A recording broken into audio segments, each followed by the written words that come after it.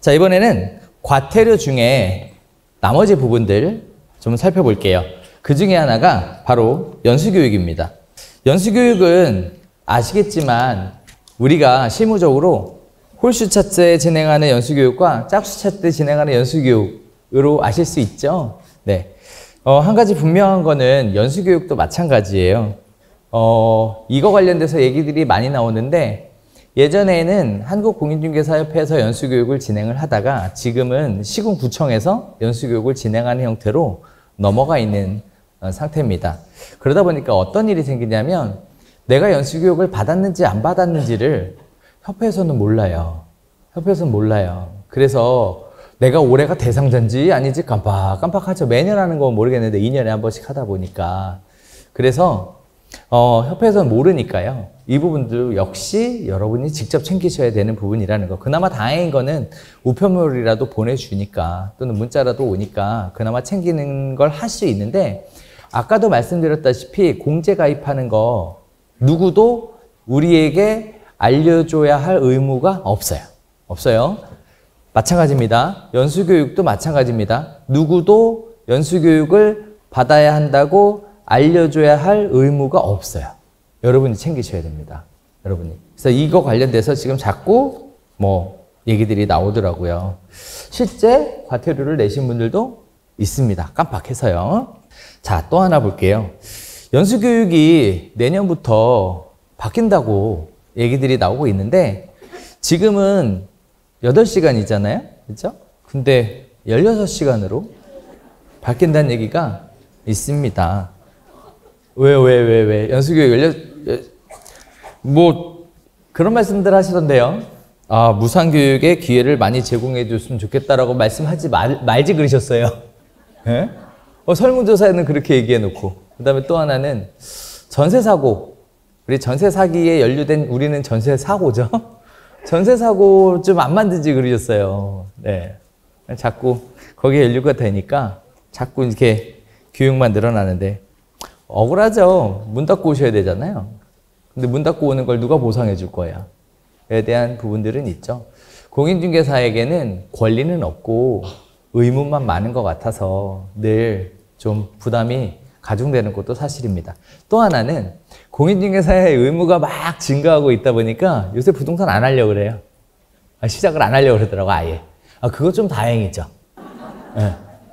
옛날에는 부동산 오픈하면 대충 해도 많은 돈을 벌 수 있어 라는 얘기가 굉장히 보편화된 이야기였다면 요즘 공인중개사 시험 보신 분들은 다들 생각이 규제도 많고 해야 될 것도 많고 챙겨야 될 거 거기다가 돈도 많이 못 버는 것 같고 안 할래? 라고 생각하시는 분들이 많더라고요. 네, 다행이라고 네, 생각이 듭니다.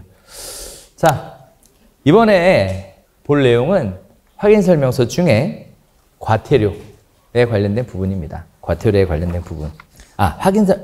과태료에 관련된 부분 중에 확인설명서에 관련된 부분입니다. 자, 이 파트를 시작할 때 제가 먼저 말씀드리고 싶은 건 이거예요. 개업 공인중개사는 중개보수를 받기 위해 무조건 예외 없이 확인설명서를 작성해야 한다. 맞나요? 틀리나요? O인가요? X인가요? O입니다.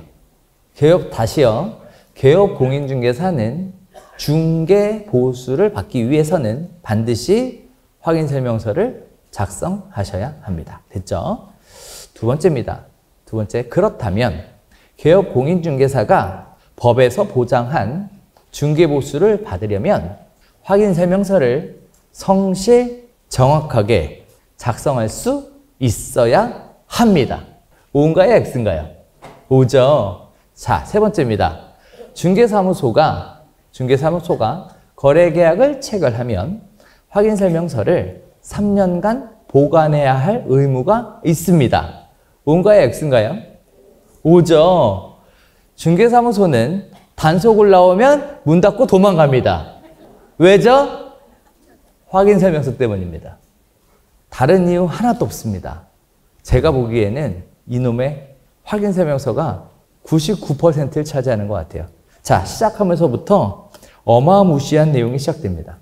과태료가 250만 원에서 500만 원입니다. 감경을 해도 125만 원에서 250만 원이에요. 여러분 한 달 사무실 월세 정도는 가뿐하게 나온다는 얘기입니다. 그러면 되짚어서 한번 여쭤볼까요?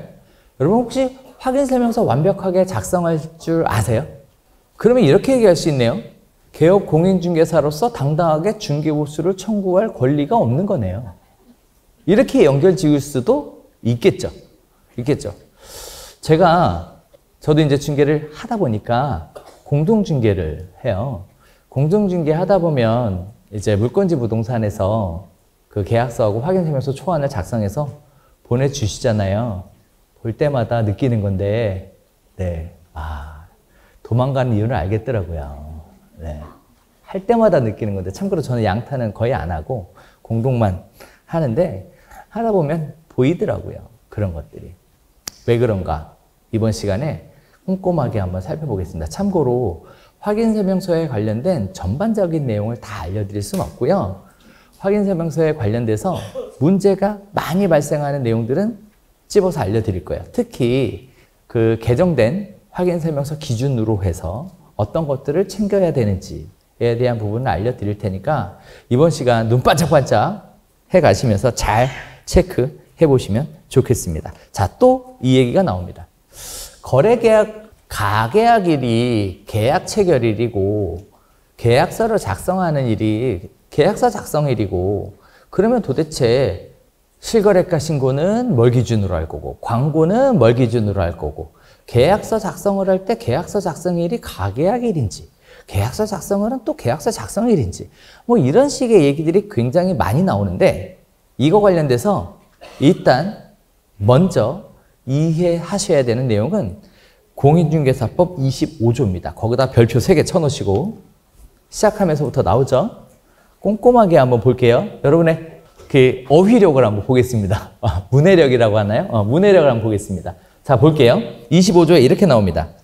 개업 공인중개사는 중개 의뢰를 받은 경우에 중개가 완성되기 전. 자, 중개의 완성은 언제죠? 계약 시예요. 계약을 하기 전에 뭘부터 해야 된다고요? 확인 설명해야 하는데요. 누구한테요? 권리를 취득하고자 하는 중개 의뢰인에게. 자, 그럼 권리를 취득하고자 하는 중개 의뢰인은 누구죠? 매수인과 임차인이겠네요. 그럼 매도인과 임대인에게는 확인 설명하지 않아도 된다는 얘기예요. 성실 정확하게. 그럼 성실은 뭐고 정확은 뭘까요? 설명하고. 자, 국어 잘 아시죠? 토지대장 등본 또는 부동산 종합증명서. 자, 그러면 둘 중에 하나는 있어야 된다는 얘기네요. 자, 혹시 중개하시면서 부동산 종합증명서를 발급받아 중개하시는 분은 안 계시죠? 네, 그거는 제 생각에는 정상적이지 않으신 분인 걸로. 네. 그러니까 결국은 뭐가 있어야 된다는 얘기죠? 토지대장 등본. 그죠? 등기사항 증명서 등 설명의 근거 자료를 제공인가요? 아니죠. 제시는 뭐야?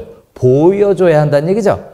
지급해야 한다. 제공해야 한다가 아니죠. 제시하여야 한다. 이렇게 나오네요. 이 두 줄 안에 엄청난 과태료가 묶여져 있습니다. 일단 시작하면서 이 말씀 먼저 드릴까요? 다세대 전세 계약을 했습니다. 토지대장 등본 필요한가요? 여기 어디에도 거래의 유형에 따라 서류가 달라진다는 얘기가 없어요. 여기에. 모든 거래, 중개 의뢰를 받은 모든 거래에 대해 공인중개사가 확인 설명을 할 때 근거 자료를 제시해야 하는데 그때 토지대장 등본 또는 부동산 종합증명서, 등기사항 증명서 등이라고 했기 때문에 다세대 전세계약서를 쓸 때 중개 실무적으로 또는 확인설명서를 작성할 때 토지대장을 보고 쓸 게 없음에도 불구하고 근거 자료는 제시했어야 해요. 요게 예전에는 과태료가 굉장히 많이 나왔던 1순위였어요. 1순위. 그런데 요새는 표시 광고가 뛰어넘었습니다. 표시 광고 위반이. 그래서 얘기가 많이 안 나오는 건데 여전히 민원에 의해 중개 불만이 접수가 되면 볼 것도 따질 것도 없이 맨 위에 체크박스 표시된 거 가지고 과태료가 나옵니다. 맨 위에 체크박스 된 거 가지고. 자, 관련된 규정이 이렇게 나와 있죠. 자, 또 하나 볼까요? 중개가 완성되기 전 뭐부터 했어야 한다는 얘기죠? 확인 설명부터 했어야 한다는 얘기예요. 자, 그러면 이 내용에 따라 원칙은 뭐냐면 확인 설명서를 작성하고 계약서를 작성해야 합니다. 완성되기 전이니까요. 그리고 이 확인 설명서를 작성할 때는 관련된 근거를 발급을 받아서 제시해야 되죠. 그러면 발급받을 때 뭐가 나오죠? 발급받은 날짜가 나오게 됩니다. 날짜가 나오게 돼요. 자, 여기서 다시 나오겠지만 미리 하나 궁금해 하실 거 하나 정리하고 넘어가면 계약서를 작성하려고 해요. 계약서 작성일을 가계약일로 하시는 순간 싹 다 확인 설명 위반이 됩니다. 이해되셨어요? 왜? 제시한 근거 자료의 날짜가 전부 다 뒤죠? 계약서 작성일 뒤잖아요. 있을 수가 없는 확인 설명이에요. 그래서 협회에서 과거에 이미 초기에는 계약서 작성일을 가계약일로 하는 것을 고려할 필요가 있다 이렇게 돼 있는데 이 얘기가 쫙 퍼졌어요. 그리고 나서 협회에서 정식으로 계약서 작성일과 계약 체결일은 다르다. 그러니까 계약서를 작성할 때는 가계약일이 아닌 계약서 작성일로 기록해야 한다 라고 공문 다 내려보냈는데 그건 안 보시더라고요. 그래서 여전히 요즘도 싸우시더라고. 책임지신다면서요? 저한테도 그러시더라고요. 공동중개 하는데 책임지겠대요. 그래서 알겠다고 했어요, 제가. 책임지신다는데, 그죠? 네, 제가 우길 이유가 뭐가 있겠습니까? 그래서 그럼 그렇게 하시자고. 대신 제가 확인서 하나 보내드렸어요. 이 거래계약에 문제가 발생하는 경우 공동중개한 땡땡땡 부동산에서 모든 책임을 지기로 함. 도장 찍어주시면 그대로 하겠다고. 하더니 찍으시더라고. 와, 역시 위대하신 분들이 많으세요. 네. 그런 일은 없어요. 그래서 요거 두 줄 안에 굉장히 많은 내용이 내포가 돼 있음을 먼저 인지하시고 구체적인 내용들을 하나씩 들어가 보면 될 것 같습니다. 정신 번쩍 들죠, 이제. 그죠? 네. 좀 아쉬운 거는 아직도 일부 교수님들이 계약서 작성할 때 가계약일로 하라고 하는 얘기를 저도 들었어요. 그러면서 제가 느낀 거는 실무 안 하시는 분들이에요. 그러니까 그런 얘기를 하는 겁니다. 네. 안타깝죠. 자, 보겠습니다. 행정처분의 근거 나와 있고 참고라고 나와 있는데 여기 보니까 250만 원, 250만 원, 500만 원 이렇게 나와 있네요. 그리고 밑에 보면 의미 이렇게 나와 있죠. 거기다 별표 하나 해볼게요. 의미. 성실 정확하게 확인 설명해야 한다. 자, 여기서 성실이란 공란을 만들지 않는다. 이게 성실이에요. 해석해 드릴게요. 성실의 의미를 우리는 어떻게 해석하면 되냐면 공란을 만들지 않는다. 이렇게 해석하면 돼요. 됐죠? 정확. 뭐예요? 대장을 기준으로 작성해야 한다. 이렇게 하면 명확합니다. 명확해요. 자, 확인 설명서는 이렇게 볼까요? 확인 설명서를 작성했는데 재산상에 누구에게도 피해를 주지 않았어. 그럼에도 불구하고 성실 정확하게 확인 설명하지 않은 것만으로 과태료 처분이 가능할까요? 아무도 피해자가 없는데, 손해본 사람이 아무도 없는데, 그래도 성실 정확하게 확인 설명서 작성하지 않으면 문제가 되나요? 됩니다. 돼요. 이 얘기를 제가 제일 많이 들어요. 나중에 확인 설명서 관련돼서 과태료 얘기가 나오면 제일 먼저 아니 손해본 사람이 아무도 없는데 왜 나한테 이렇게 처분하냐고 이렇게 하시는데 손해를 받느냐 피해를 받느냐 하자가 있느냐 중요하지 않고 성실 정확하게 작성하지 않은 것만으로도 과태료 대상입니다. 여러분의 눈빛이 저를 원망하는 것 같은데. 제가 법을 안 만들었습니다. 네. 제가 법을 만든 게 아니에요. 자, 밑에 보니까 이렇게 정리해놨네요. 근거 자료를 제시하지 않았어요? 자, 그러면 근거 자료가 없는데 성실 정확하게 확인 설명할 수 있을까요? 아니죠. 아니죠. 그래서 사실 첫 번째 케이스는 없는 거라고 봐야 돼요. 두 번째 케이스 볼까요? 근거 자료를 제시했어요? 그런데 성실 정확하게 설명을 안 했어요? 그러면 250이에요. 자, 근거 자료가 없어요? 그럼 당연히 성실 정확하게 설명 못 하겠죠? 그러니까 근거 자료 없는 것만으로 과태료는 500입니다. 그동안 시군구청에서 많이 봐주고 양보해 준 거예요. 감경해서 250만 원이에요. 뭐만 없어도 근거 자료. 근거 자료. 자, 실무적으로 들어가 보면 이런 일도 생깁니다. 근거 자료를 제시하여야 한다. 제공하여야 한다가 아니죠. 아니죠. 그럼에도 불구하고 여러분은 근거 자료를 제공하시죠. 그러면 공인중개사는 근거 자료를 보관해야 하나요? 보관해야 하나요? 자, 이 부분에 대해서 사례 하나 말씀드리고 갈게요. 근거 자료를 제공하고 중개사가 보관하지 않았습니다. 그런데 계약을 하고 잔금을 칠 때까지 별일 없었으면 다행인데요. 도시계획이 변경되면서 갑자기 토지 이용 계획에 도로가 편입됐습니다. 분명히 계약할 때는 없었어요. 어디서도 확인할 수 있는 내용이 아니었습니다. 그런데 계약에 불만을 품은 매수자가 여기저기 다니면서 전전긍긍하다가 공부를 열람해 봤더니 토지 이용계획 확인서에 저촉이 생겼음을 발견하게 됐어요. 그랬더니 계약 체결할 때 제공받았던 토지 이용계획 확인서는 폐기 처분하고 저촉이 있음에도 불구하고 설명하지 않았다는 걸 이유로 소송을 제기합니다. 공인중개사가 계약할 때 확인 설명했던 근거 자료를 보관하고 있었다면 아무런 문제가 없이 끝났을 건인데요. 보관하지 않아서 이거 소명하느라고 시청 가서 거의 울고불고 난리를 쳤어요. 분명히 자기가 계약할 때는 없었다는 거죠. 없었다는 거죠.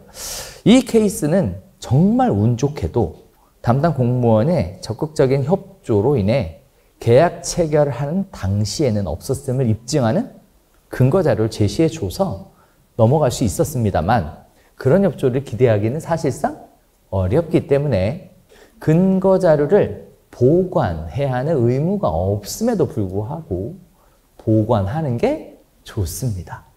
이 정도 예면 내용을 이해하시겠죠? 이 정도 예면, 예문이면 이해하시겠죠?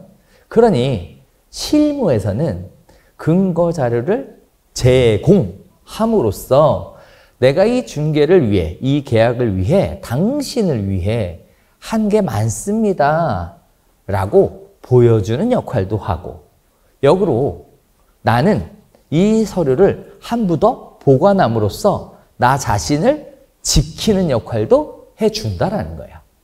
그러니까 우리는 2개씩 있어야 맞는 거라는 거죠. 맞는 거라는 거예요.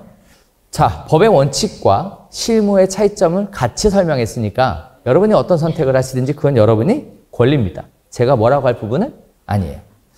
자, 보겠습니다. 따라서 확인설명서는 개업공인중개사가 중개보수를 청구하는 근거가 됩니다. 개업공인중개사가 책임이 없음을 소명하는 근거가 됩니다. 개업공인중개사에게 책임이 없음을 소명하는 근거가 됩니다. 따라서 권리이자 의무예요. 의무예요. 계약서도 중요하지만 확인설명서 중요성이 점차 증가하는 추세고 법의 원칙은 확인설명하고 계약을 하라라고 되어 있습니다. 다만 그 시점에 있어서 명확하게 구분할 수 없기 때문에 당일날 진행하는 경우에는 전후 관계가 바뀌더라도 문제 제기가 되지 않는 겁니다. 당일날 진행하는 경우에는 2개를 됐죠? 작성 시기는 거래 계약이 체결되기 전입니다. 확인 설명의 대상자는 권리를 취득하고자 하는 자고 매수자, 임차인, 작성 기준은 대장을 기준으로 하되 주거용 오피스텔만을 예외로 합니다. 주거용 오피스텔만을 예외로 해요. 그러니 근린생활시설에서 주거용으로 사용하고 있다면 확인설명서는 비주거용 건축물이겠죠. 네. 자, 확인설명서 유형 선택할 때 제일 많이 물어보시는 게 이거예요. 이거. 대장 기준으로 확인설명서의 유형을 선택한다. 단, 주거용 오피스텔에 한해서만 그 주거용 확인설명서를 사용한다. 이렇게 딱 정리가 되는 겁니다. 이렇게. 자, 교부 대상자는 거래 당사자 쌍방이에요. 자, 여기서 공동명의의 경우에는 공동명의자 모두에게 교부하여야 한다라는 게 원칙입니다. 자, 근데 우리 실제 진행을 하다 보면 안 챙기시더라고요.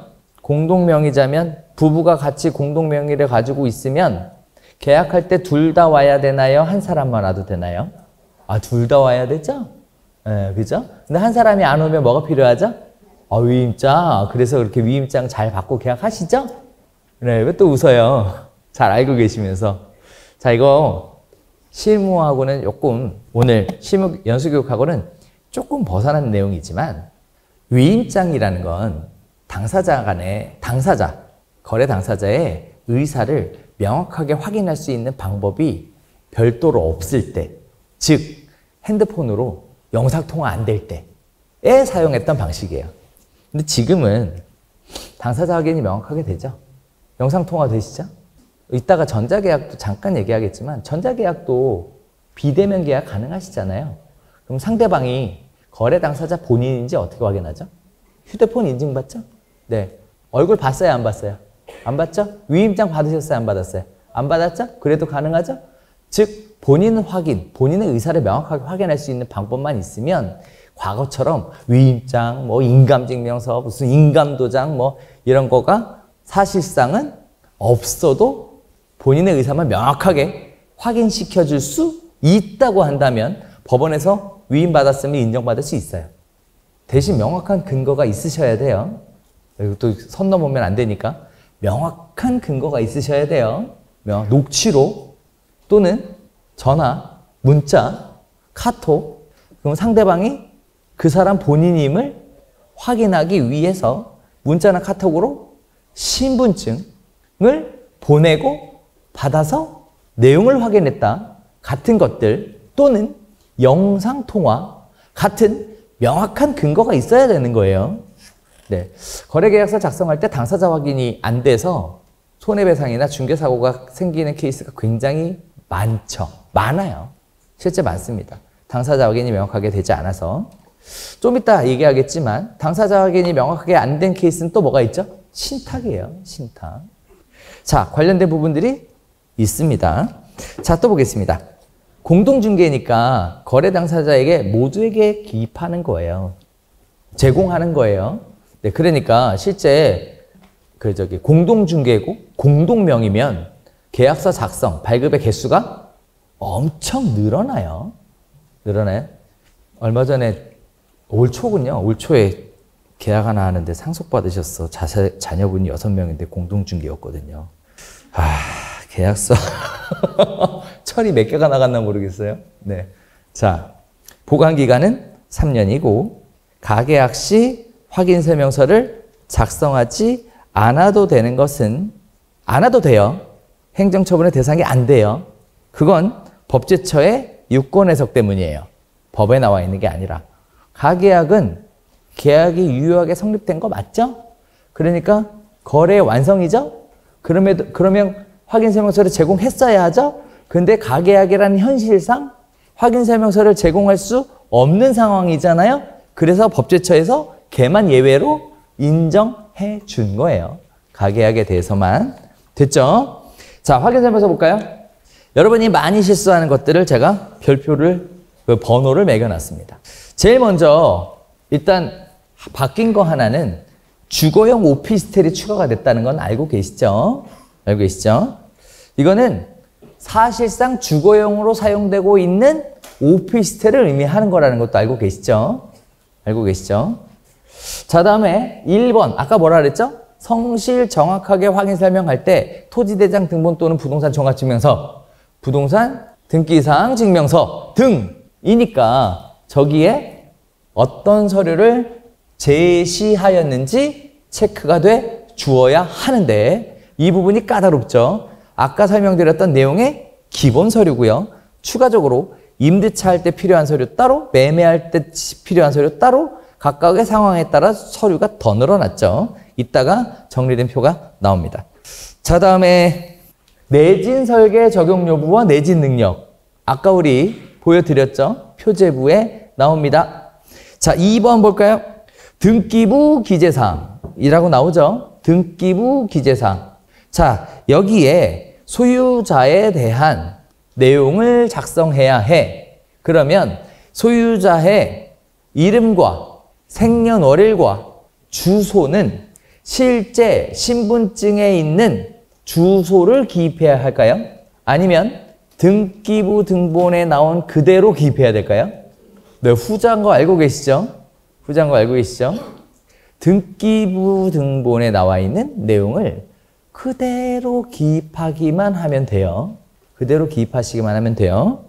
자, 다음에 지구, 지역 이 부분 있는데 토지 이용계획 확인서를 기반으로 작성을 하고 토지 이용계획 확인서에서도 확인할 수 없는 내용이라면 공인중개사가 직접 확인하여 알고 있는 바를 적으라고 되어 있는데 사실 도대체 뭔 소리인지 모르겠어요. 어쨌든 토지 이용계획 이렇게 정리할게요.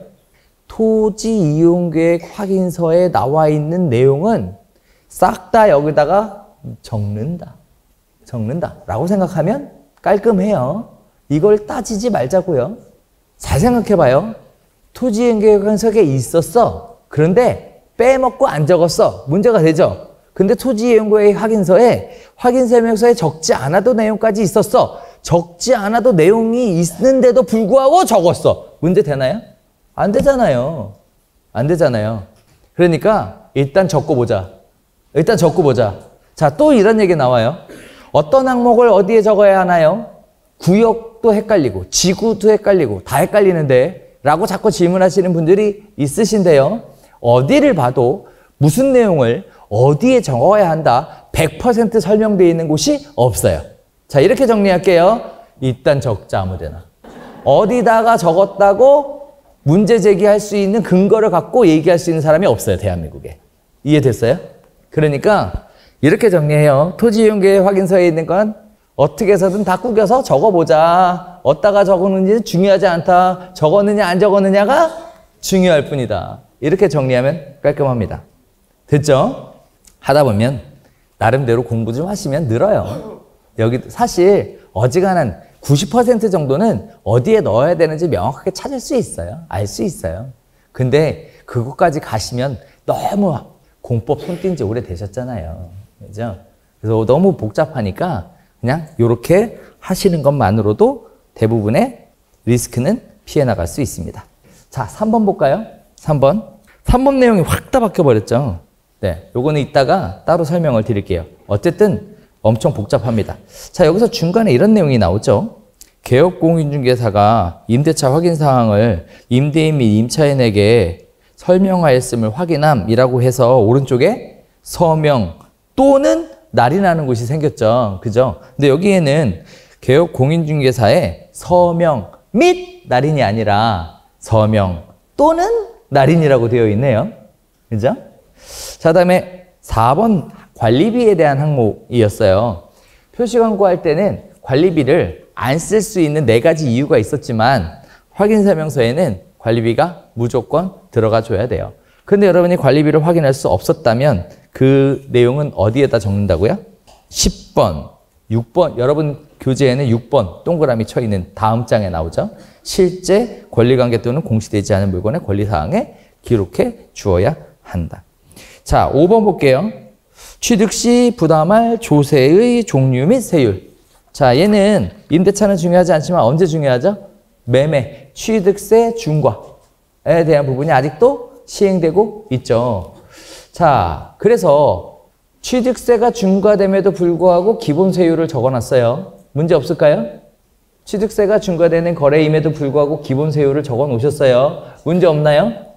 있죠. 있어요. 문제 제기하시면 여러분 책임지셔야 돼요. 판례가 50% 책임지라고 돼 있어. 자, 그럼 어떻게 해야 되죠?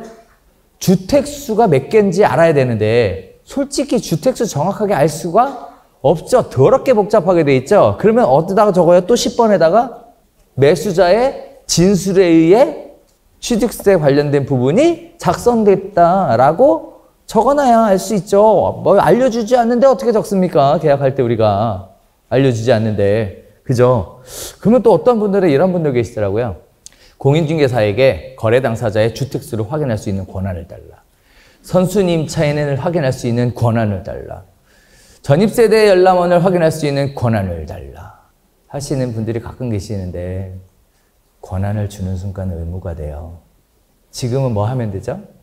임차인 당신이 확인할 수 있어 하면 끝나는데 권한을 주는 순간 여러분이 확인하셔야 하고 문제가 생기면 손해배상의 비율이 올라가게 되는데 왜 자꾸 권한을 달래요? 왜 그러시는 거예요 도대체? 왜 전세 사기 얘기만 나오면 그 얘기가 나오더만 어디 지역의 공인중개사입니다. 네 선생님 어떤 걸까요? 공인중개사가 이걸 확인할 수 있게 해주세요. 예? 아니에요. 아니에요. 저는 원하지 않습니다. 권한이 생기면 의무도 더 늘어난다는 사실 꼭 기억하셨으면 좋겠어요. 네, 그냥 지금 현재도 의무가 많잖아요. 자, 또 볼게요. 6번 실제 권리관계 또는 공시되지 않은 물건의 권리사항이라고 있죠. 네, 저기다가 별표 5개 쳐놓으세요. 별표 5개. 제가 중개를 하다 보니 어떤 일을 발견하게 되냐면 아파트, 평범한 아파트를 제외하고 나머지 중개를 할 때는 40% 이상이 저기다 다 못 적어서 별지가 나와요. 꼼꼼하게 적으시려고 작정하고 들어가 보시면 비아파트의 경우에는 대부분 다 저 부분이 별지가 나올 만큼 많은 내용을 적을 수밖에 없게 됩니다. 없게 돼요. 그러니까 별표 5개 쳐놓을만 하죠. 자, 7번. 이것도 마찬가지야. 중개하기 싫죠. 뭐 쓰래요? 단독 경보형 감지기 쓰래요. 그런데 아파트는 제외래. 아파트는. 자, 그러면 비아파트는 뭐 하셔야 되죠? 천장에 단독 경보형 감지기 세 갖고 숫자 쓰셔야 되는데 어떻게 쓰셨나요? 지금까지 제대로 솔직히 단독 경보형 감지기는 어떻게 생겼는지는 알아요? 이따 봅시다. 이따. 네. 또 봅시오. 시설 작동. 난방 방식에 대한 시설 작동이에요. 여기 보면 정상, 뭐 수선, 뭐 이런 내용이 나오죠. 그리고 이런 내용이 나오네요. 개별 공급인 경우 사용 연한. 그리고 그 옆에 확인 불가라고 나오네요. 그쵸? 자, 여기다 뭐 쓰라는 거죠? 보일러 사용 연한 쓰라는 거죠. 설치일이나 뭐 사용, 이따가 정리한 거 나와요. 쓰라는 거잖아요. 그럼 어떻게 하세요? 다 쓰세요? 계약할 때마다? 보일러실 열어가지고? 아니면 확인 불가 하세요? 확인 불가? 자, 아직 제가 이 꽉 다물고 있으니까 오늘 돌아가시면 이제부터라도 잘 합시다. 자, 요렇게 나오면 이 업계 박살나요. 보일러 무상으로 교체할 수 있습니다. 여러분의 부동산 거래를 해준 공인중개사에게 요청하세요. 확인 설명서 요거 들고 가면 됩니다. 하는 순간 이 얘기가 떠들어지는 순간 125만 원 과태료 내시든지 보일러 교체해 주시든지 둘 중에 하나를 여러분이 선택하셔야 돼요. 심각한 문제라고요. 주택 마찬가지예요. 단독 경보형 감지기 마찬가지라니까요. 지금 제가 공동중개할 때마다 기절할 것 같아요. 기절할 것 같다고. 그러면 또 얘기하셔. 지금까지 안 써서 한 번도 문제 안 됐는데. 이렇게 얘기하시던데 어떻게 문제되게 해드려요? 아니시죠? 그죠? 9번입니다. 현장 안내. 아까도 잠깐 설명드렸다시피 누가 현장 안내를 했는가에 대한 부분을 체크하도록 되어 있죠. 요것도 이따가 설명을 드리겠지만 미리 하나 말씀드리면 현장 안내자를 가계약할 때부터 확인 설명서 작성하기 전까지의 기간이 문제예요. 그 기간 안에 이미 설명을 했어야 하거든요. 그래서 사실 가장 좋은 방법은 뭐냐면, 사무실에다가 중개보조원이나 소속공인중개의 사진을 넣어서 게시하는 거예요. 얼마 전에 경기도 전세사기 예방과 관련된 그 내용은 다 받으셨죠? 얘기는 들으셨죠? 거기에도 나오죠? 중개사무소에 근무하는 사람 사진 붙여갖고 붙여놓으라고.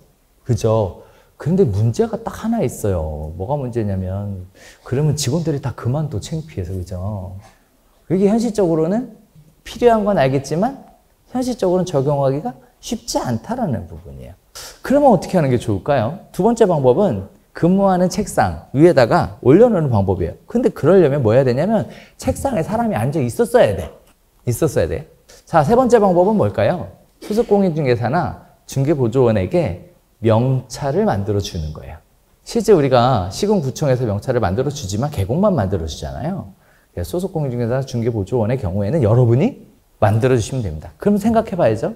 직원들은 명찰하고 다니라고 하고 본인은 안 할 수 있나요? 그죠? 그래서 다 같이 근무하실 때 명찰하고 근무하시는 게 가장 이상적인 방법입니다. 그러면 별도로 뭔가를 아시 않아도 되고요. 가계약하고 공계약서 작성할 때 문제의 소지도 없어지게 됩니다. 없어지게 돼요. 자, 그렇게 하시는 걸 추천드리겠습니다.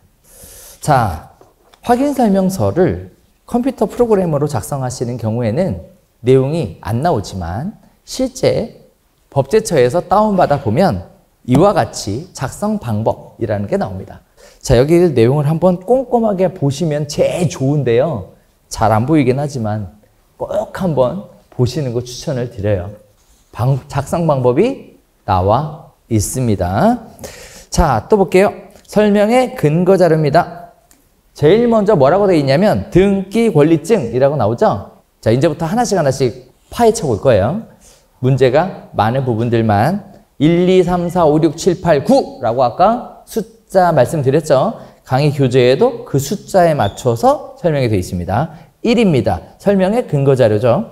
근거 자료의 첫 번째가 등기 권리증입니다. 자, 모든 거래 계약의 등기 권리증을 확인해야 될 의무는 공인중개사에게 없고요. 대법원에서는 뭐라고 하고 있냐면 실제 권리자가 의심스러운 경우 또는 잘 알지 못하는 사람의 경우에는 공인중개사가 등기 권리증을 확인하여 거래 당사자의 진위 여부를 체크하라고 안내하고 있어요. 자, 두 번째입니다. 등기이사항증명서, 토지대장, 건축물대장, 지적도 또는 임야도, 토지이용계획 확인서, 빨간색으로 저기 표시되어 있는 저 서류는 모든 거래계약을 할 때 필수로 제시되어야 되는 공부입니다. 됐죠?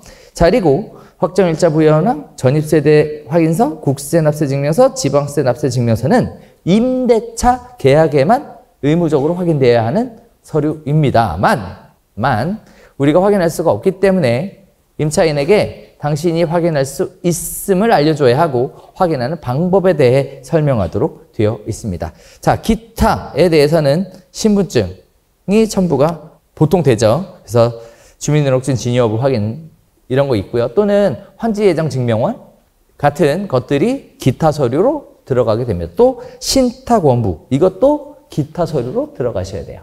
신탁원부. 자, 예외적으로 분양권 상태의 계약은 등기권리증이 없고 등기이사항증명서가 없고 건축물대장이 없으므로 생략할 수 있다. 자, 그러니까 이렇게 정리하면 되나요?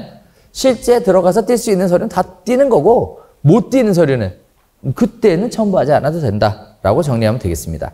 자, 확인설명서 작성하는 방법에 보면 이런 내용이 나옵니다. 신탁원부에 대한 내용이 나와요. 명확하게 나옵니다. 자, 이것 때문에 문제의 소지가 많이 발생하기 때문에 확인해보고 갈까요?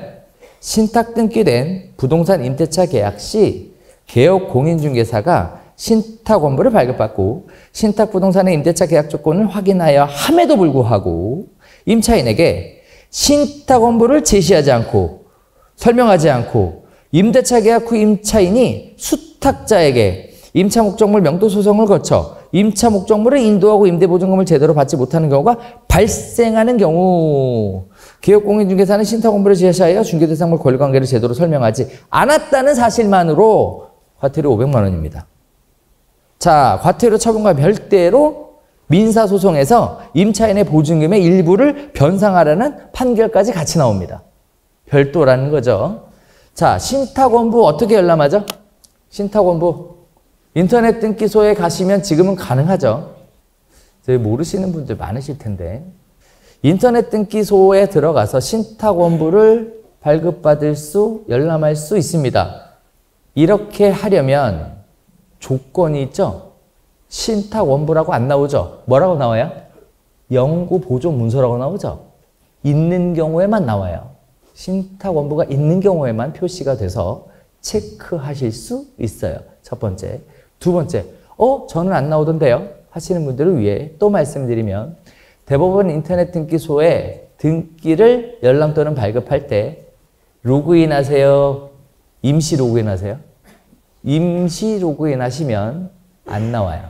정식으로 가입된 아이디하고 비밀번호 넣고 들어가서 등기부 등본을 발급 또는 열람하는 경우에만 영구보존문서라는 항목이 뜨고 그걸 체크해야만 등기부 등본을 신탁원부를 발급 또는 열람 받으실 수 있습니다. 제가 또 하나 안타깝게 말씀을 드리면 등기부 등본을 제대로 열람하는 방법은 좀 공부 좀 하세요. 그냥 습관적으로 하지 마시고 그걸 찾아보면 대법원 인터넷 등기소에 설명이 나와 있으니까 좀 보고 하셨으면 좋겠어요. 자, 말 나온 김에 실무적인 팁 하나 드릴까요? 등기는 계약을 광고하기 전에 등기부 등본 내용을 확인했다면 거래계약을 체결하기 전에 가계약을 하기 전에 등기부 등본의 내용을 확인을 해야죠. 가계약을 하기 전에 등기부 등본 내용을 확인 안 해요? 아, 해야 되는 걸 알아요? 그쵸? 하셔야 되죠. 권리관계 문제가 없으면 이제 해야 되죠. 자, 그럼 이 등기부 등본 열람한 거 보내줄까요? 말까요? 안 보내주면 100% 책임지시면 되고 보내주면 책임이 줄어드는 거예요. 됐죠? 자, 또 볼까요? 보내줄 때 생각을 한번 해봅시다. 가계약을 쓰기 전에 등기를 열람했어요. 등기를 열람했어요. 그러면 현재 유효사항만으로 열람을 할까요? 말소사항 포함으로 열람할까요? 이게 실무적으로 보면 여러분만 볼 거잖아요. 말소사항 포함으로 해야 여러분이 이 부동산은 앞으로도 문제가 될 소지가 있겠구나, 없겠구나를 조금이나 더 예상해 볼 수 있어요. 또 볼까요? 또 볼까요? 제가 답답해서 그래요. 물론 다들 잘 하시겠지만 등기부 등본 열람할 때 등기 의약사항은 체크해서 열람하세요? 등기 의약사항 좀 하시라고. 네. 자, 또 볼까요? 또 볼까요? 집합건물 계약하실 거예요. 집합건물 계약하실 거예요. 자, 그러면 집합건물 등기부 등본만 가지고 계약하면 돼요? 토지 등기는 열람 안 해도 돼요? 열람 안 해도 돼요? 한 번은 하시라고 좀. 네? 맨날 사고 나면 이런 거니까 한 번은 하시라고. 집합건물 등기가 되면 토지 등기부 등본이 사라지나요? 있다니까. 있으시다고.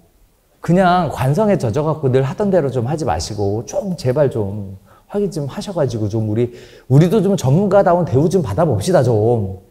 예? 너무나 당연한 것들을 안 하셔갖고 자꾸 이렇게 미스가 생기시잖아요. 네, 그런 것들 체크하셔서 하시는 거예요. 자, 영구보존문서, 신탁원부 관련된 설명 드리면서 등기부 등본 발급 또는 열람하는 내용에 대한 얘기를 잠깐 설명드렸는데 이 부분들은 한번 하실 때 보세요. 체크하는 박스가 어떻게 생기고 어떤 내용들이 달라지는지 보시면서 보완해 나가시면 좋겠습니다. 자, 또 보겠습니다. 공동담보.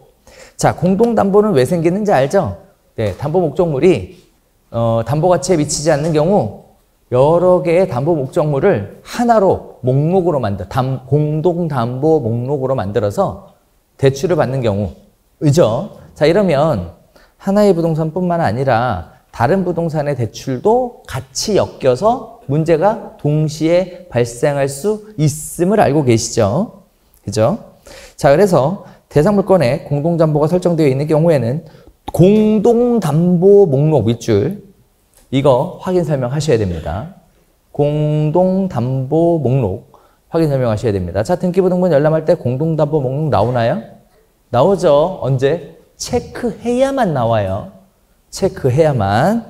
없었다고 얘기하지 마시고 체크하시면 감사하겠습니다. 자, 확인설명서의 기재누락과 관련된 부분인데 성실 빈칸 없이 기재누락 똑같은 말이죠. 과태료 250만 원이에요. 자, 임대차 계약에 대한 부분은 공인중개사법 25조의 3에 관련된 내용이 나옵니다. 제가 아까 정리해 드린다고 했죠. 자, 여기 보면 이렇게 나옵니다. 좀 까다로운 부분이긴 한데요. 제가 정리해 드린 내용 가지고 헷갈릴 때마다 펼쳐 보시는 거 추천드려요. 관상에 젖어서 하지 마시고. 자, 볼게요. 뭐라고 되어 있냐면 25조의 3에 공인중개사가 임대차 계약을 체결하려고 하는 사람한테 설명해야 되는데 임대차 계약을 체결하고자 하는 자에게 이렇게 설명하래요. 확정일자 부여기간에 정보 제공을 임차인 당신이 요청할 수 있음을 알려주래요. 공인중개사한테 알려주라고 한 게 아니라 임차인한테 당신에게 그러한 권리가 있음을 알려주래요. 그리고 또 임대인이 납부하지 아니한 국세 및 지방세 열람을 신청할 수 있다는 내용을 알려주래요. 그러니까 공인중개사의 의무가 아니야. 공인중개사 당신은 임차인에게 이 두 가지 내용을 알려주면 된다라는 거예요. 알려주면 된다. 이렇게 나와 있어요. 그 다음에 이제 세부 규정에 더 구체적인 내용이 나옵니다. 자, 볼게요. 임대차 확인사항에 보면 맨 위에 박스는 뭐예요? 임대차 계약 시 작성하는 포인트죠. 임대차 계약 시. 자, 요거 녹색 박스. 요거 뭐 언제죠? 요거 언제예요? 주택임대사업자의 경우에 확인하는 거예요. 자, 다음에 주택임대사업자가 아니라도 요거는 체크하시는 거 추천이에요. 요거는. 자, 다음에 계약갱신 요구권 행사 요구. 얘는 뭐예요? 세입자가 있는 매매 계약 시에만 작성해요. 자, 다음에 요거 있죠, 요거. 서명 또는 날인. 이건 언제요? 임대차 계약 시 서명 또는 날인하고 매매의 경우에는 공란으로 남겨놔도 돼요. 됐죠? 이러면 계약의 유형에 따라 해야 되는 것과 안 해야 되는 것이 구분이 됐어요. 자, 이거와 관련돼서 확인해 볼 수 있는 거. 확정일자 부여 현황과 국세 및 지방세 체납 정보에 대한 부분이죠. 자, 여기서 임대인이 확정일자 부여 현황에 대해 자료를 제출해 줬다면 자료 제출에 대해서 체크하고 제출된 자료를 근거로 임차인에게 설명하면 돼요. 그런데 그럴 리가 없지. 그러니까 자료를 미제출하고 임대인이 열람 동의했다고 체크를 해주라는 거예요. 그러면 임차인에게 자료를 열람할 수 있다라는 내용을 설명해 주라는 거예요. 그런데 반면에 임대인이 자료도 미제출했는데 열람 동의에 체크했더니 임대인이 열람 동의하는 거 싫다라고 거부하면 이건 뭐라고? 계약하지 말란 얘기예요. 하지 마시라고. 만약의 경우에 그럼에도 불구하고 임차인이 원해서 계약을 하겠다고 한다면 그 내용에 대해 10번 실제 권리관계 또는 공시되지 않은 물건의 권리사항에 관련 내용을 기재해줘야만 중개사에게 책임이 없어요. 자, 이거 기재한 샘플 이따가 보여드릴게요. 어떻게 해야 책임 없는 기재인가에 대해 이따 보여드릴게요. 자, 다음에 헌순위 임차 내역에 대해서 확인하는 것은 두 가지가 확인돼야 되죠. 하나는 우선 변제권, 하나는 최우선 변제권.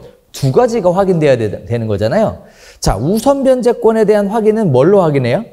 확정일자 부여 현황을 갖고 확인을 하죠. 자, 확정일자 부여 현황은 우선 변제권이니까 계약하기 전에 임대인이 확인해 갖고 오는 게 사실 제일 확인해 주는 게 가장 좋은 방법이에요. 요새는 임대인 콧대가 많이 낮아져서 갖고 오라고 하면 갖고 오는 임대인도 있긴 하지만 제가 경험해 보니까 지방으로 내려가면 내려갈수록 임대인의 콧대는 여전히 하늘을 찌르시더라고요. 그죠? 자, 그러면 임대인이 계약을 체결하기 전에 확인을 해갖고 와야 우리는 그 내용을 보고 선순위 임차 내용, 즉 우선 변제권의 내용을 확인해보고 안전한 임대차 계약을 체결할 수 있는지 아니면 이 계약을 하면 안 되는지에 대해서 우선적으로 확인해 볼 수 있는데 안 해갖고 오니까 우리는 일단 뭐 해야 돼요? 계약은 일단 계약대로 해야 되고 나중에 확인해 본 다음 문제가 있는 경우 계약을 해지할 수 있는 안전장치를 만들어 놔야 한다라는 거죠. 근데 이게 실제 사례인데 그렇게 안전장치 만들어 놓으면 뭐예요? 계약금 안 돌려주는데, 그죠? 안 돌려주는데 어떻게 해요? 가계약금 안 돌려주는데, 계약금 안 돌려주는데 어떻게 합니까? 그래서 솔직히 얘기하면 우리 잘못 아닙니다. 법 만드시는 분이 잘못해 놓은 거죠. 그죠? 안 돌려주면 돌려받을 방법이 사실상 없어요. 그거 계약금 그 꼴랑 얼마 때문에 뭐 소송하실 거예요? 그죠? 그래서 우리를 피말리게 하는 일이 이런 일이에요. 이런 일. 다들 알고 계시죠? 자, 볼게요. 두 번째입니다. 임차인 열람할 수 있어요? 임차인이? 왜? 여기 보면, 법에 보면, 사항.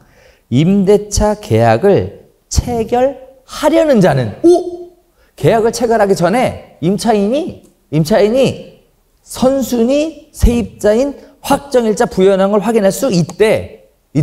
그런데 임대인이 동의해줘야 된대. 자, 이따가 이 임대인의 동의 양식을 보겠지만, 샘플로 보여드리겠지만, 이 사람이 계약을 할지 안 할지도 모르는데 선순위 임차 내역을 확인할 수 있는 동의서를 써주겠어요? 계약을 할 거라는 가능성만으로 현실적으로 불가능한 얘기죠. 이 정도 상황이면 임대인이 그 새가 안 빠져갖고 목이 빠져가지고 기린처럼 길어야 가능한 상황이지 않을까 싶습니다.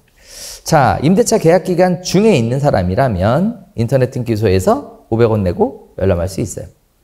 자, 묵시적 갱신 등 현재 확정일자 계약 증서상 유효한 임대차 계약 중에 있지 아니한 임차인의 경우에는 확정일자 부여기간에 방문해 현재 유효한 임대차 기간 중에 임차인임을 소명하여 정보 제공을 신청할 수 있습니다. 누구겠어요? 묵시적 갱신된 사람. 임차인이 아니잖아요. 임차인임을 증명할 수가 없거든요. 그런 경우에 한해서는 본인이 소명한 자료들을 가지고 가서 신청할 수 있어요. 자, 여기서 포인트는 이거예요. 밑에 미주거 있죠? 신청 서식, 임대차 계약서, 임대차 정보 제공 요청서, 그리고 확인 설명서예요. 확인 설명서에 뭐라고 체크가 되어 있어야 되죠? 임대인의 동의에 가름한다가 체크가 되어 있어야 되는 상황이에요. 계약을 체결하기 전에도 임대인의 동의만 있으면 정보 제공을 요청할 수 있어요. 자, 이 정보 제공을 요청하는 서식이 뭐예요? 임대차 정보 제공 요청서예요. 임대차 정보 제공 요청서예요. 확정일자 부여 신청서가 아니라고요. 네. 임대차 정보 제공 요청서예요. 자, 그러니 임대인이 정리를 해보면 임대인이 자료를 제출하면 자료 제출을 체크하고 제출된 자료를 근거로 임차인에게 설명하면 되죠. 임대인이 열람에 동의하면 열람 동의에 체크하고 임차인에게 자료를 열람할 수 있다라고 하면 돼요. 그리고 동의서를 교부해주면 되죠. 자, 세 번째, 임대차보호법에서 임대차 계약을 체결하기 전 열람에 동의한 경우 가름할 수 있다라고 정하고 있어요. 자, 이런 경우에는 뭐가 필요하냐? 1, 2 써있죠. 거기다 별표. 열람의 동의를 받아서 계약 체결하기 전에 확인하고 싶으면 임대차 정보 제공 요청서가 있어야 되는데 거기에 추가로 뭐도 있어야 된다고? 임대인 동의서와 임대인 신분증 사본이 있어야 돼요. 사본이 있어야 돼요. 현실적으로 어렵다는 얘기가 그래서 나오는 겁니다. 자, 국세 및 지방세 열람 신청서에도 임대인 동의서 부분의 서명과 날인 그리고 인문증 사본이 있으면 계약 체결하기 전에도 열람해서 확인할 수 있습니다. 그러나 현실적으로는 저렇게 진행하기가 어렵죠. 자, 임대인이 자료를 미제출하고 열람 동의서 등의 교부 사실이 없는 경우에 대한 내용들이 나오고 있는데 여기 이렇게 나오죠. 1. 오른쪽에 끝에 보면 임대인이 확정일자 부여 현황, 국세 및 지방세 체납 정보 자료를 제출하지 않고 열람 동의서를 제출하지 않아 임대인이 구두로 설명한 사실을 근거로 작성하였으며 원하면 즉시 계약 해제를 요청할 수 있다. 이렇게 해놨어요.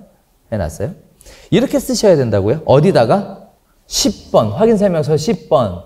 실제 권리관계 또는 공시되지 않은 물건의 권리사항에다가 쓰셔야 됩니다. 또는 계약서 특약사항에 요 문구대로 쓰시는 거 추천드려요. 저도 봤어요. 경기도 전세 사기. 거기에도 추천하는 특약이 나오는데 그 특약에는 어떻게 되어 있냐면 고지한 내용하고 다른 권리관계가 발생하면 임차인이 이 계약을 해지하는 걸로 한다. 이렇게 돼 있어요. 선택권이 없어요. 아무에게도. 이렇게 되면 문제가 되는 게 이런 거예요. 예를 들면 주민세 납부 25,000원짜리 안 해가지고 압류 걸렸잖아요. 그러면 임차인은 뭐 할 수 있다고요? 해지를 주장할 수 있어 버려요. 그까짓 거 당장 내기만 하면 다음날 말소되잖아요. 그렇죠. 그렇기 때문에 항상 특약을 할 때는 여지를 만들어 놓고 하시는 거 추천드려요. 해지할 수 있다 또는 요구하면 할 수 있다. 그럼 요구 안 하면 안 하는 거죠. 이렇게 여지를 좀 만들어 놓고 특약을 쓰시면 우리가 개입해서 그 계약이 문제없게 완성되는 데까지 개입해서 여러분의 역할이 좀 많아져. 그리고 안전하게 계약이 마무리되게끔 도와드릴 수가 있어요. 그래서 그렇게 해주시는 거 추천을 드립니다. 그래서 제가 이거는 자주 사용하는 문구입니다. 자, 다음에 그래서 또 이런 얘기 나오죠. 보증금이 1천만 원을 초과하는 경우에는 임대차 계약을 체결하고 임대차 기간이 시작하는 날까지 임대인의 동의가 없어도 열람이 가능해요 라는 거예요. 그럼 여기서 포인트는 두 가지예요. 보증금이 1천만 원을 초과하지 않는 경우에는 확인하기 어렵다는 거고, 또 임대차 계약을 체결하고 임대차 계약 기간이 시작이 돼버리면 또 안 된다는 얘기예요. 안 된다는 얘기예요. 그래서 두 가지 복선이 깔려 있는 내용이니까 이 내용도 숙지하고 계셔야 됩니다. 자, 임차인의 권리사항에 반드시 체크라고 위와 같이 설명해 주시는 거 추천을 드립니다. 자, 임대차 확인사항에 임대인의 열람 동의를 받는 방법이에요. 확정일자 부여 현황에 대해서는 주택임대차의 경우에는 대법원 인터넷 기소 또는 주민센터 방문해서 발급받을 수 있다. 그런데 그러기 위해서는 뭐가 필요하다? 별도의 동의서가 필요하다. 자, 미납지방세 열람에 대해서는 이렇게 하고 미납국세에 대해서는 이렇게 하는데 사실 이렇게 하는 거 말고 여러 가지 방법이 있죠. 이따가 교재 나와요. 자, 다음에 전입세대 확인서에 대해서는 전입세대 확인서 자료 제출은 주택임대차보호법상 임대인의 의무가 아니에요. 따라서 임대인이 해당 서류를 제출하지 않은 경우 미확인에 체크하고 임차인에게 열람교부 신청 방법을 설명하면 됩니다. 확정일자 부여 현황을 통해 선순위 모든 세대가 확인되는 경우에는 해당 없음이라고 표시해주면 됩니다. 계약 체결 후에만 열람 및 교부 신청이 가능해요. 자, 이걸 하기 위해서는 신분증, 임대차 계약서 등 임대차 계약자임을 확인할 수 있는 서류가 필요한데 이거 복잡하게 생각할 거 없고 이 서류를 한 번만 보면 됩니다. 보면 돼요. 자, 임대차 정보 제공 요청서입니다. 이게 주택임대차보호법에서 규정해 놓은 서류예요. 자, 여기 보면 요청인, 여기 보면 뭐라고 돼 있죠? 임대차 계약을 체결하려는 자를 선택하면 우선 변제권이 있는 선순위 임차 내역을 확정일자 내용을 확인할 수 있다는 얘기가 되는 거예요. 자, 그다음에 오른쪽 밑에 박스에 보면 임대차 계약을 체결하려는 자는 이런 서류가 필요하대요. 임대인의 동의서, 그리고 인감증명서, 본인 확인을 할 수 있는 본인 확인 서면 또는 신분증명서. 그러니까 다 필요 없고 신분증 사본 있어야 된다는 얘기예요. 신분증 사본. 자, 글씨가 좀 작지만 이게 원문이라서 네, 그렇게 되어 있습니다. 그러면 뭐가 필요하죠? 임대인의 동의서죠. 임대인의 동의서는 법정 양식이 없어요. 그래서 이렇게 만들어 쓰시면 됩니다. 임대인의 동의서는 이렇게 만들어 쓰시면 돼요. 법정 양식이 없어요. 자, 이거 보면서 제가 또 참 대한민국의 좀 행정에 관련된 부분 참 허점이 많은데 그 중에 하나가 뭐냐면 주택임대차보호법에 따른 임대차 정보 제공 요청서는 이처럼 임대인의 동의를 받을 수 있는 항목이 없어요. 그래서 별도의 이런 서류가 필요합니다. 동의서라는 서류가. 그런데 상가임대차보호법에도 선순위 임차 내역을 확인할 수 있는 임대차 정보 제공 요청서가 있어요.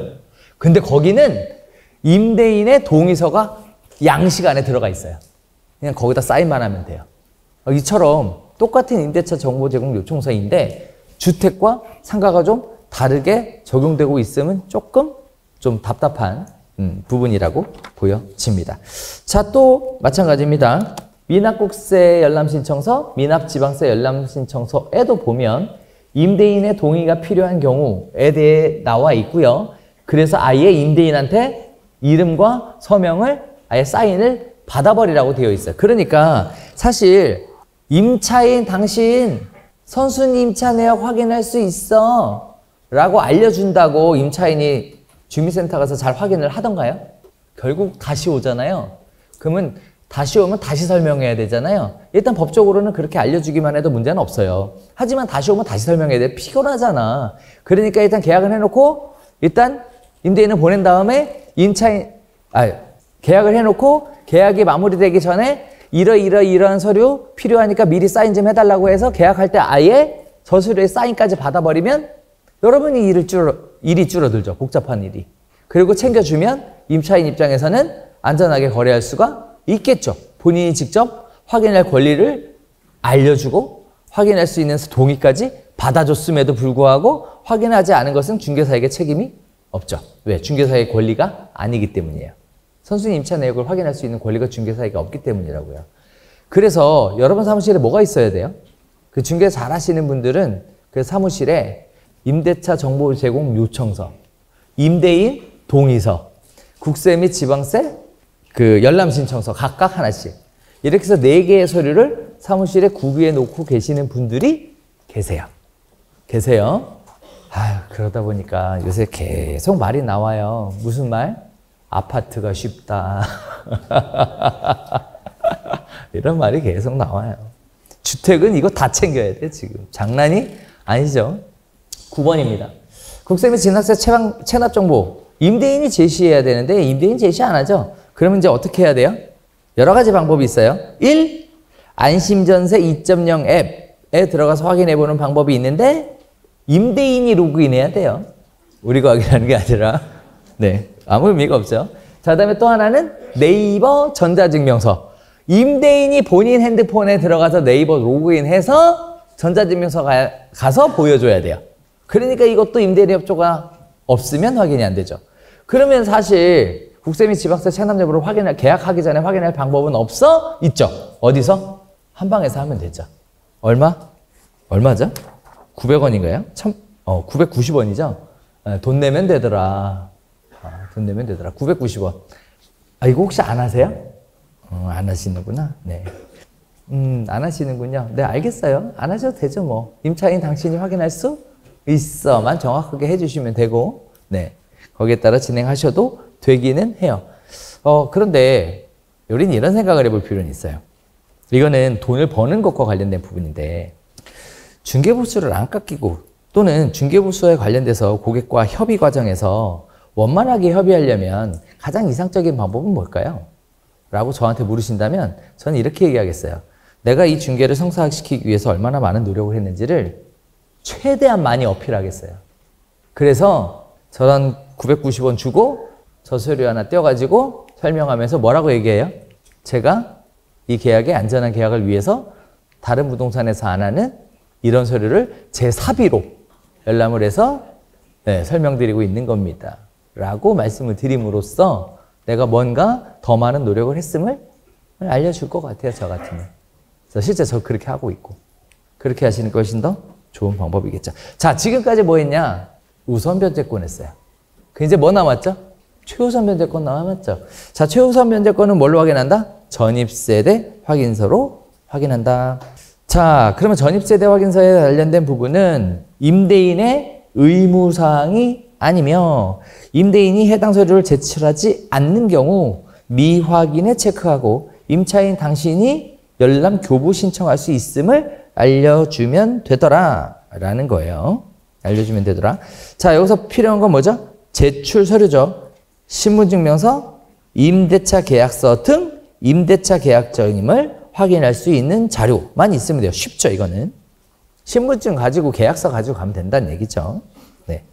자, 다만 임차인이 임대인의 동의를 받아 확인해야 하는 경우에는 위임장과 임대인 신분증 사본이 필요합니다.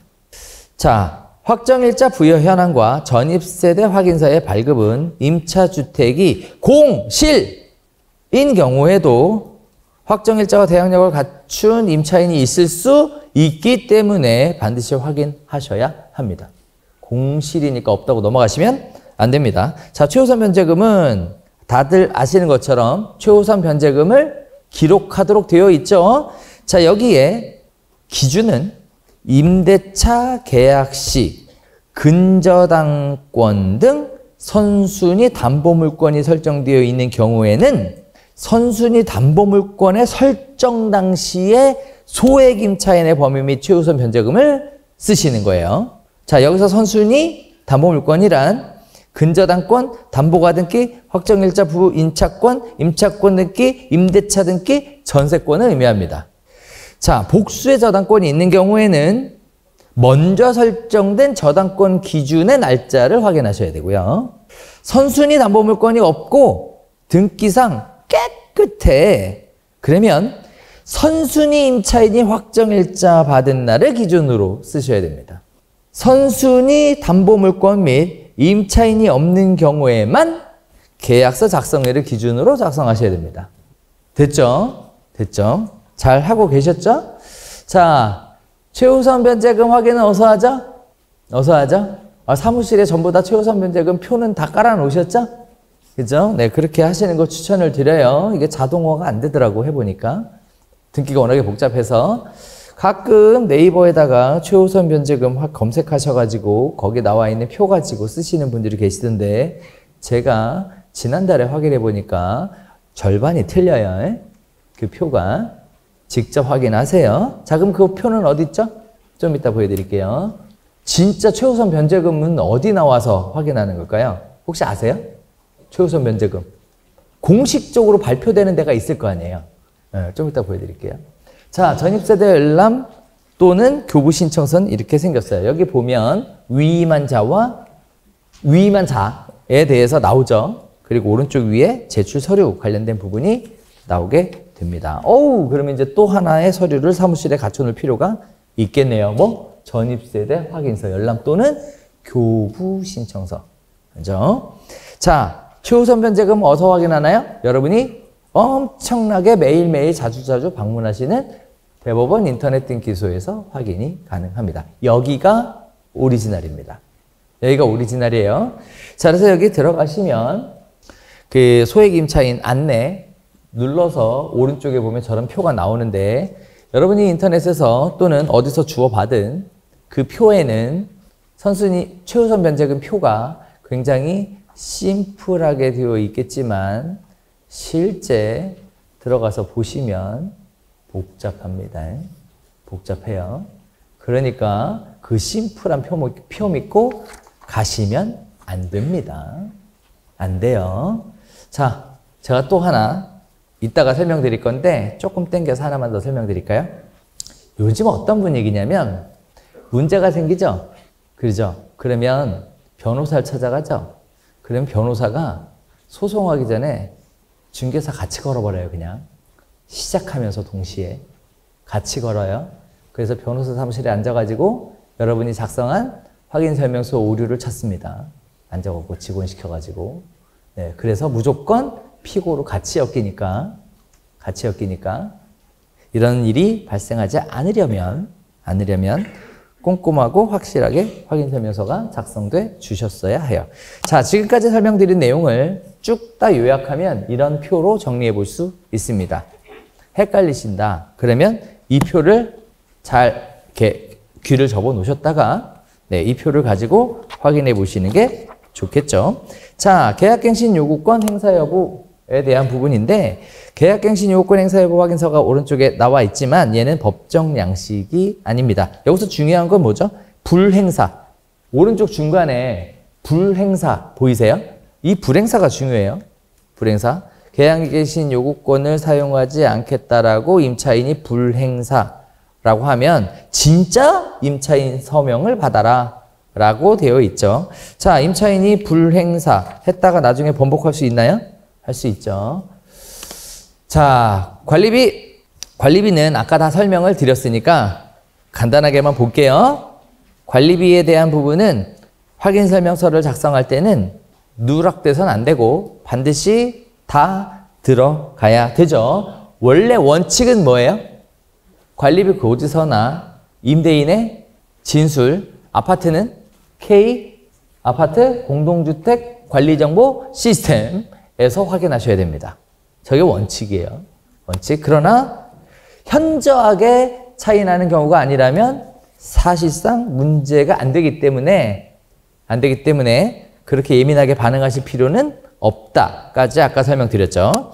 자, 취득세 중과에 대한 부분입니다. 자, 이것도 마찬가지죠. 어떻게 하라고요? 10번 실제 권리관계 또는 공시되지 않은 권리사항 거기에다가 뭐라고 쓰라고요? 매수인이 고지한 대로 주택수를 계산해서 취득세율을 계산해서 넣었다라고 해 주어야 면피라고요. 그래야 면피라고요. 됐죠? 이것도 됐죠? 그래서 실제 법은 저렇게 돼 있고 제일 까다로운 건 뭐예요? 주택수와 관련된 부분을 계산하는 게 엄청 까다롭다. 엄청 까다롭다. 자, 확인설명서 작성 방법 14입니다. 실제 권리관계 또는 공시되지 않은 물건의 권리사항. 저기다 별표 5개. 저기다 별표 5개. 자, 이 부분이 제가 아까 시작하면서 뭐라 그랬죠? 주택이 아니면, 아파트가 아니면 별지가 작성되더라. 이거죠. 자, 필요한 서류를 요청한 것들에 대해서 쓰시고, 그 다음에 4번. 임대차 계약금 현재 존속 중인 임대차의 보증금, 월 단위 차임액, 계약기간, 임대차 계약의 장기수선 충당금의 처리 등에 대한 내용을 전부 다 적어 주어야 합니다. 자, 다가구 주택 계약할 거예요. 그러면 이거 예술입니다. 다 써야 돼요. 다 써야 돼요. 자, 이거 임대인이 그러면 협조 안 해주면 어떻게 해야 돼요? 자, 보겠습니다. 미리. 공인중개사에게 과실이 없다고 적시한 유일한 하나의 판례입니다. 거기에 보면 10번 이렇게 써 있어요. 임대인에게 자료 제출이나 상세 내역을 요청하였으나 선순위 임차 보증금 내역서 외 다른 자료는 임대인의 거부로 제공을 받지 못함. 임대인과 임차인이 계약 당시 상호 대면하여 실제 권리관계 또는 공시되지 않은 물건의 권리사항에 대해 질의응답하였고 임차인은 충분한 이해한 상황에서 작성함. 계약의 현재 임차보증금 4억 4천만 원임을 임대인이 임차인에게 설명하고 주인이 자필로 작성한 선순위 임차 내역서를 첨부하여 본계약서 후 확인설명서를 작성함. 계약 당시 중개사가 우선 변제권 대상이 아니고 해당 호실은 근린생활시설을 주거용으로 개조하여 임대에 사용하는 것을 설명하였고 선순위 권리와 부채 비율로 인한 위험 상황이 있음을 충분히 고지하였고 선순위 권리, 근저당권, 임차권으로 인하여 경매 등이 시행될 경우 임차보증금의 전부 또는 일부를 반환받지 못할 수 있음도 확인하여 주었고 임차인이 제공된 모든 자료를 토대로 충분히 인지하고 임차인 본인의 의사결정에 따라 본계약을 체결하고 계약서의 확인설명서를 작성함. 임대인 이름하고 사인 쓰신 케이스가 있어요. 완벽하죠? 그죠? 자, 이거 딱 들으면 어떤 느낌 들어요? 나는 어떤 경우에도 이 계약에 책임지지 않겠다. 라고 들리세요? 자, 우리는 두 가지 생각할 수 있죠. 이렇게까지 했는데도 계약한 임차인도 참 대단한 양반이고. 그죠? 그리고 이렇게까지 책임을 안 지겠다고 그 병적으로 쓰신 분도 참 대단한 분이고. 한 케이스입니다. 하지만 기억하셔야 될 건 이거예요. 20번 사항이 굉장히 중요하다는 겁니다. 굉장히 중요하다는 거예요. 자, 또 하나 볼게요. 장기수선 충당금의 처리 등에 대해 확인하여 적어야 합니다. 보이시죠? 20번 사항에 뭐 들어가야 된다고요? 아파트 마찬가지예요. 장기수선 충당금은 어디에다 적어줘야 된다고요? 10번에다가 원래는 적어주는 게 맞아요. 뭐라고 적겠어요? 장기수선 충당금은 잔금일을 기준으로 정산한다. 내지는 잔금일을 기준으로 이전에는 뭐 매도인이, 이후에는 매수인이 부담하게 한다. 같은 내용이 들어가 주어야 한다는 거예요. 자, 그러면 또 생각해 볼 필요가 있죠. 계약서에는 넣었는데 확인설명서에는 안 넣었어요. 이러면 괜찮을까요? 계약서에는 넣었는데 확인설명서에는 안 넣었어요. 괜찮을까요? 확인설명서에는 넣었는데 계약서에는 안 넣었어요. 괜찮을까요? 둘 다 문제가 되니까 둘 다 넣으셔야 돼요. 네. 됐죠? 자, 또 보겠습니다. 단독경보형 감지기 저렇게 생겼어요. 오늘 집에 가서 잘 찾아보세요. 저거 찾아보면 여러 가지를 느낄 수 있습니다. 일단 기본적으로 방마다 하나씩 다 되어 있고요. 거실이 큰 경우에 거실에 2개 있고요. 주방에 2개 되어 있을 거예요, 아마. 그래서 찾아보시면 되는데 아파트는 의무사항이 아니니까 상관없지만 비아파트의 경우에는 의무사항이니까 평상시에 가서 집 볼 때 천장도 한번 보셔야 한다는 사실입니다. 한다는 사실. 자, 난방 방식 아까 뭐라 그랬죠? 보일러 저기 있고요. 보일러 저 노란색 딱지 안에 저거 써 있어, 저거. 써 있으시니까. 어우, 신축 아파트 괜찮아. 날짜가 다 똑같더라고, 씨. 근데 언제가 문제? 구축이 문제예요, 구축이. 아파트도 좀 몇 년 돼서 보일러 연한이 평균 8년이에요, 8년. 8년 지난 아파트는 보일러가 교체가 될 수도 있으므로 교체가 되는 경우에 교체된 거 확인하셔야 되죠. 자, 17번째 현장 안내자입니다. 아까 얘기했죠. 중개보조원 당신은 중개보조원님을 고지해야 합니다. 라고 얘기했어요. 자, 이 고지에 대한 부분을 공인중개사가 이렇게 해야 된다라고 하는 것을 중개보조원에게 알려주었습니다. 라고 근거를 남겨두는 게 필요하니까 중개보조원 교육일지 같은 것들을 하나 만들어서 사인을 받아 놓으시고 한 번쯤 읽어는 주시면 적어도 1,000만 원 과태료가 500만 원으로 줄 수는 있겠죠. 자, 실거래가 신고 위반과 관련된 부분인데요. 아까 확인설명서와 관련돼서 25조에 계약이 완성되기 전과 관련된 부분 때문에 같이 설명을 좀 드릴게요. 자, 실거래가 신고는 계약 체결일로부터 30일이네요. 자, 이 계약 체결일에는 가계약도 포함해요. 즉, 가계약일로부터 30일이니까 딴 얘기 안 하고 그냥 그걸로 딱 정리합시다. 실거래가 신고 언제라고요? 가계약일로부터 30일이에요. 됐죠? 이거 히스토리를 얘기하면 굉장히 재밌는데 우리가 역사까지 할 필요 있겠어요? 실거래가 신고는 가계약일로부터 30일이다. 끝! 됐죠? 자, 본계약이 진행되지 않았어요. 가계약을 했어요. 근데 본계약 안 했어요. 안 했어요. 네, 그런데 29일이에요. 29일 됐어. 네, 본계약 아직 안 했다니까? 29일이에요. 어떻게 오늘 밤에 할까요? 자, 이것도 자꾸 이상한 얘기들 하시는데 지금까지 운 좋으셨던 거고요. 가계약일로부터 30일 내에 실거래가 신고해야 하고 본계약서를 썼느냐 안 썼느냐는 안 중요해요. 본계약서 안 써도 가계약하고 30일 됐으면 그 전에 실거래가 신고 했어야 한다는 거예요. 했어야 한다고요. 이해되셨죠? 네, 이거 우기지 않으시는 걸로 가요. 좀. 네. 자, 계약이 무효하고 취소가 됐어요? 네, 그것도 계약 무효와 취소가 확정된 경우 확정일로부터 30일 내에 신고해야 합니다. 그럼 이러면 어떨까요? 30일 내에 해제가 됐으면? 가계약하고 30일 내에 계약 해제가 됐으면? 신고 안 해도 돼요. 자, 신고 안 해도 돼요. 자, 신고 의무자 다들 아실 거고 과태료. 자, 여기 나오죠. 부동산 거래 신고 지연 과태료를 모면하고자 계약일을 거짓 신고하는 경우 취득가액의 2%가 과태료입니다. 31일째네. 에이, 계약서 날짜 바꿀까요? 네. 계약서 날짜 바꿀까요? 네. 이거 걸리면 취득가액의 2%. 사무실 정리해도 안 될걸? 네. 그러니까 그런 꼼수 쓰지 마라. 대신 제가 이건 해놨잖아요. 지연하게 되면 생각보다 과태료 금액이 많진 않아요. 그죠? 생각보다 많진 않아요. 그냥 차라리 돈 내라. 자, 실거래가 신고 대상 쭉 나오죠. 여기서 관건은 뭐죠? 주택 취득자금 조달 및 입주계획서. 그죠? 입주계획서. 자, 투기구역지구 또는 조정대상 지역에 주택을 거래하는 경우 비규제 지역의 경우에는 6억 원 이상 주택을 매수하는 경우 법인의 경우는 전부 해야 된다라는 거 보시면 되겠습니다.